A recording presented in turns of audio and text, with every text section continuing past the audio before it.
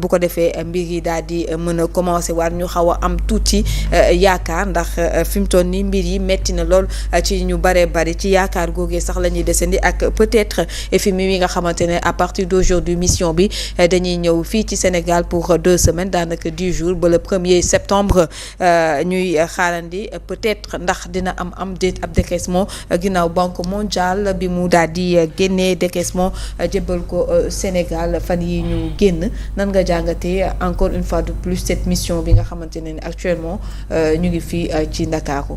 bu ñu annoncé bale andi woon nga fi thème bi. ñëwaat na tamit. comme ça n'a pas évolué. non. bii tamit du évoluer. tu penses. amoo yaakaar ak li fi jot a xew yëpp. FMI ne procède pas comme la Banque mondiale. FMI da ngay am programme. loolu tax nga bind fi clairement programme avec le fonds da un nouveau programme boobu noonu balaa ñu kaa yóbbu ci FMI ñu war nañ ko xam ba pare war nañ xam programme bi daal la le pouvoir doit être capable de dire que programme bii laa am c'est pas des programmes de décaissement c'est des programmes qui ont besoin de fonds pour ñu mën leen dérouler da ngay am ay benn ambition de réaliser quelque chose bu rentable parce que FMI tamit du financer noonu dangay financer lu rentable lu mën a fay peut-être bor bi wala lu am impact social ñoo xam ne lii kat porté am dina mën a jëlee réew mi ci point A vers un point X de telle durée à telle autre durée. Possibilité de remboursement bi nii lay demee taux de remboursement bi nii lay toll. Comme FMI la mën na nekk véritablement benn taux bu faible presque nul. Mais il faut nga am un programme bancable finançable nga naan par exemple dans le cadre de l'enseignement supérieur. Nous avons le besoin de construire 3 universités. fii ak fii ak fii. besoin yaa ngi nii li koy justifier mu ngi nii l'université Cheikh Anta Diop presque pléthorique mënatul jëlati ay étudiants te chaque année nous avons tel nombre de bacheliers qui entrent qui ont besoin d'autres cadres pédagogiques. Voilà et cetera et cetera. mën nga ko defee noonu ci agriculture. par exemple tu as le besoin de moderniser l'agriculture sénégalaise. Comme les Prodac par exemple c'était un programme.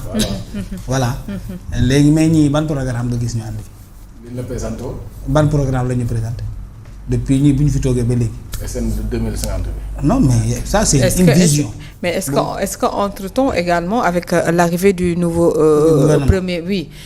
premier ministre est-ce que amul loo xamante ne xëy na teg nañ ko mu ngi fu mu jàppoon ba tey leeral leen del cachet bi ñoo ci génn FMI génn ko jiite te a terni l'image de FMI en réalité loolu la gaa yi xam te ñun jàpp nañ ne way parce que Ousmane Sonko génn na le FMI va dire que oui c'est vrai que celui qui l'avait dit n'est plus là mais il est là il est à l'Assemblée nationale c'est là-bas on vote les lois pour sécuriser les financements. mi ngi Assemblée nationale toog. C'est lui le patron de législative sénégalaise. De l'Assemblée nationale du Parlement sénégalais Ousmane Sonko mooy patron bi. moom mooy dogal loi yi ak yooyu pour financer un pays il faut avoir confiance des lois de ce pays là. te ki nekk ci loi yi nekk ci suñu assemblée lu ko neex lay def suñuy loi lu ko neex la ciy def day modifier lu ko neex ci heure bu ko neex. da ciy def li ko neex moom xamul international xamul bailleur xamul protection de l'État. xamul voilà xamu ko et lu ko neex lay def. alors te loolu FMI xam na ko FMI aussi ne voit pas Diomaye gisul Diomaye gisul Ousmane Sonko de. FMI Sénégal lay gis l'État il voit l'État. Quel est l'État que nous avons aujourd'hui? Quelles sont ces personnes qui incarnent l'État? Aujourd'hui ñi incarne État ñooy xawi sutura État. Avant-hier c'était Ousmane Sonko, hier c'est Mimi Touré, après demain porte certainement ce sera Ondage, après c'est au ministre des Forces armées. Plus tard c'est au ministre de l'Industrie. ñoom ñooy toog ci télé bi ne xaalis réew mi diw da koy pasar pasare te yow nga war a jàpp kooku tëjoo. ngay justifier lu mu def. dinaa noo tu as pris 1 milliard ni nga ko waroon def jëloo te toi tu es au pouvoir. Tu es dans l'exécutif. xam nga ne kii ni mu utiliser l'argent on parle pas de justice on ne parle pas que nous allons rendre compte ba tey kenn waxul ne Ousmane lu mu def dinañ ko teg ci yoon pour ñu jubbanti ko pour ñu corriger ko parce que ñëpp xam nañ ne détournement de deniers publics la. loolu la def FMI mu ngi koy dégg parce que FMI gars yi ñoo ngi fi am seeni nit. ils écoutent les débats dans ce pays là. FMI boobu gisul Ousmane gisul Diomaye gisul keneen il voit l'État du Sénégal. ñan ñoo koy incarner est-ce que ceux qui incarnent cet état là am nañu ba tey la crédibilité bi war pour ñu war leen mën a joxaat un financement boobu noonu doo xëy ni rek wax FMI bon FMI tu sais que way Ousmane nee na moom bu muy wax il ne tenait pas il n'avait pas l'ensemble des leviers donc ñun xam nañ ne fii amul bor cassé loolu génnewu leen ci de. déedéet da nga koy prouver lan moo tax y a pas de dette cachée. et pour le prouver nag tu avais engagé des institutions de contrôle là. mooy nu mu tuddati agence boobu ñu jëloon. Mazar rapport yooyu gënul FMI dina leen tegal rapport yi fii parce que yow en pensant ternir l'image de Macky Sall bu génn fii nii tu as terni l'image du FMI par le biais de ses représentants. des fonctionnaires internationaux qui ont une carrière à préserver à protéger ñooñu wax nga ne par ricochet ñoom dañoo bokk ci li tax Macky Sall man leen dirbiler ba mu am ay dettes cachées fii ci réew mi. te ba pare nag yow bu doon da nga yemoon sax di dettes cachées naan oui c'est une question interne mais yow tu avais indexé le FMI Ousmane a indexé le FMI. traité ko de complice. très bien. wax ko à la télévision et ce Ousmane là il n'est pas hors circuit il est dans l'État il est dans le circuit budgétaire parce que ça se vote à l'Assemblée nationale. loolu di FMI di prêter noonu war ñu joxaat ci programme day jaar Assemblée nationale ki ko waxoon mu ngi foofu toog ba tey. très bien.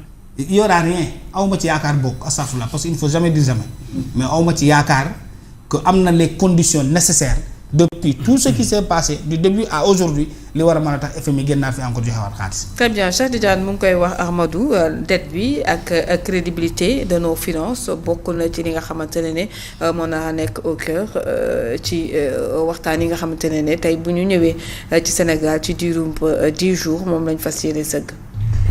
waaw mais comme déjà waxtaan mi ngi am pour un nouveau programme de financement mais loolu li nga xamante ne mooy c'est une bonne nouvelle loolu daf ñuy soulager ñun Sénégalais parce que jamono boobu ba léegi bi Pastef nekkee au pouvoir ba léegi FMI li ñu fi ñëw yëpp coow dette cassée la ñu doon waxtaanee saa bu ñu fi ñëwee dette cassée fu mu toll lan mooy li nga xamante mooy explication yi lan mooy liy fournir li nga xam mooy preuve yi mais tey la ñu mën a wax nañu.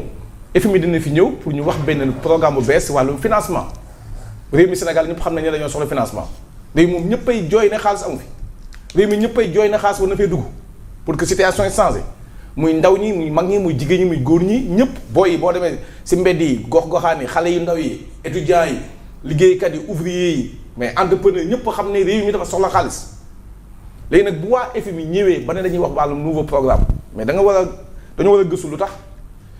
mais limogeage day def effet limogé day def effet dàq bi ñu dàq Ousmane Sonko à la primature limogé bi ñu limogé Ousmane Sonko du gouvernement mais dafa def effet de. Ousmane Sonko bi ñu ko dàqee xool leen li fi jot a xew. dàq nañ ko comme par hasard Macky Sall ñëw na fi. dàq nañ ko